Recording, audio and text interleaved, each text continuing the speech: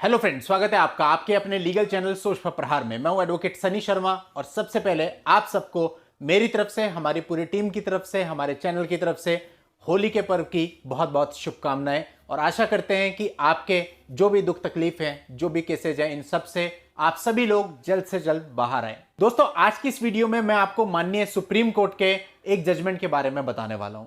और दोस्तों, कल मेरे को ना कुछ ऐसे मैसेज भी प्राप्त हुए थे जिससे मुझे लग भी रहा था कि भाई मुझे ये वीडियो बनानी है, और आज अचानक से मुझे लेटेस्ट जजमेंट भी दिख गया। 10 मार्च 2022 का ये जजमेंट है। देखिए दोस्तों, जब भी किसी को कोई अधिकार मिलते हैं ना, तो उसके साथ साथ कुछ जिम्मेदारियां भी जुड़ी हुई होती हैं।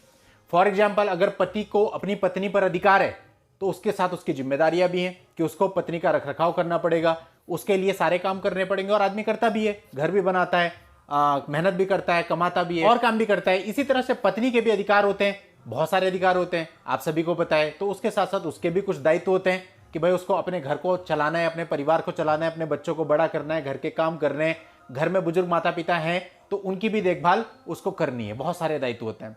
तो आप अपने अधिकार को तभी क्लेम कर सकते हैं जब आप अपने दायित्वों को पूरा करते हैं। ये सार है इस जजमेंट का। और माननीय सुप्रीम कोर्ट ने क्लियर किया है कि यदि आपकी मंशा ऐसी है कि आप अपने दायित्व पूरा नहीं करना चाहते तो फिर आपको अधिकार का भी कोई राइट नहीं बनता है। दोस्तों, बहुत ही इंपॉर्टेंट ये निर्णय है और आप सब लोगों के काम आने वाला है। वीडियो में आखिरी तक बने रहिएगा, बहुत इंपॉर्टेंट वीडियो रहेगा। और यदि अभी तक भी चैनल को सब्सक्राइब नहीं किया है तो चैनल को सब्सक्राइब करके नोटिफिकेशन बेल पर जरूर क्लिक कर दें, ताकि जब भी मैं चैनल पर इस प्रकार की कोई वीडियो लेके आऊं उसकी जानकारी आपको सबसे पहले मिले। दोस्तों, ये जो मैट्रिमोनियल विवाद होते हैं ना, इसमें स्पेशली बच्चों के केस में क्या होता है, बच्चे पिता से अलग हो जाते हैं। मां जाती है, मां बच्चों को ले जाती है, क्योंकि कानून ये कहता है कि 5 साल तक केवल मां का राइट है, तो पिता कुछ कर नहीं पाता, वो अपने बच्चों से मिल नहीं पाता। होता क्या है, बच्चे का माइंड पूरी तरह से डाइवर्ट हो जाता है। और अधिकतर मामलों में ये होता है कि उसे उसके पिता के खिलाफ गलत गलत भड़का दिया जाता है कि तुम्हारे पिता इतने गलत हैं। तो अगर कुछ समय के बाद, 2 साल बाद, 4 साल बाद कोर्ट से विजिटेशन का ऑर्डर हो भी जाता है तो बच्चा पिता का चेहरा भी देखना पसंद नहीं करता है। और जबकि दोस्तों ऐसा नहीं है, गलती आप दोनों की होती है, पति और पत्नी दोनों की होती है, लेकिन उसके बीच में जो बच्चा होता है उसका दिमाग एक तरफा हो जाता है। और बच्चा इतना छोटा होता है कि वो सही और गलत को समझ नहीं पाता, उसको तो जो दिखाई देता है वो उसी को सही मानता है। और कई बार तो बच्चे अपने पिता से इतनी ज्यादा नफरत करने लगते हैं जिसकी कोई हद नहीं है, जबकि वास्तविकता ये नहीं है। पिता रात दिन बच्चों के लिए काम करता है, और शायद एक पिता जितना अपने बच्चों के लिए सोचता है उतना शायद ही कोई और सोचता हो। और बाकी देखिए, एक जो बच्चा होता है उसको माँ और बाप दोनों की जरूरत होती है। तो माँ का प्यार तो उसको मिल ही रहा है, वो माँ के पास है, लेकिन माँ के प्यार के साथ साथ उसे बाप के प्यार की भी जरूरत होती है, बाप की नफरत की जरूरत नहीं होती। लेकिन इन मामलों में अधिकतर देखने में आता है कि बच्चों के मन में बाप के लिए एक अलग ही प्रकार की, एक अलग ही लेवल की नफरत जनरेट हो जाती है।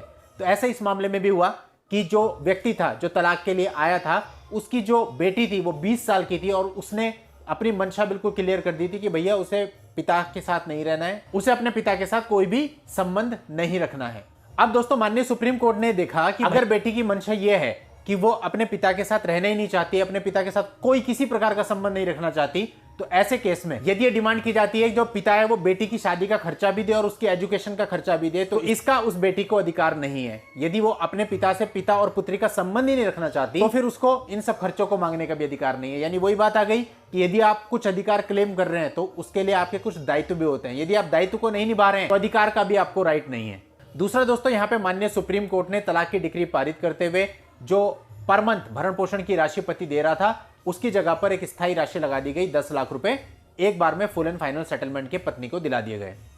लेकिन दोस्तों, यहां पर एक और चीज ध्यान में रखने की है कि माननीय सुप्रीम कोर्ट ने सारी बातें तो कही, लेकिन संविधान के अनुच्छेद 142 के तहत पार्टियों के समझौते की शर्तों के आधार पर विवाह को भंग करने का आदेश देते समय सब कुछ कहा गया है। इसलिए अवलोकनों में, यानी कि जो कुछ माननीय सुप्रीम कोर्ट ने कहा उसमें कानून जितना बल नहीं हो सकता है, क्योंकि ये आपसी समझौते के आधार पर सारी चीजें हुई हैं। पर दोस्तों, फिर भी माननीय सुप्रीम कोर्ट का निर्णय और बहुत कुछ हमें सीखने को मिलता है इससे।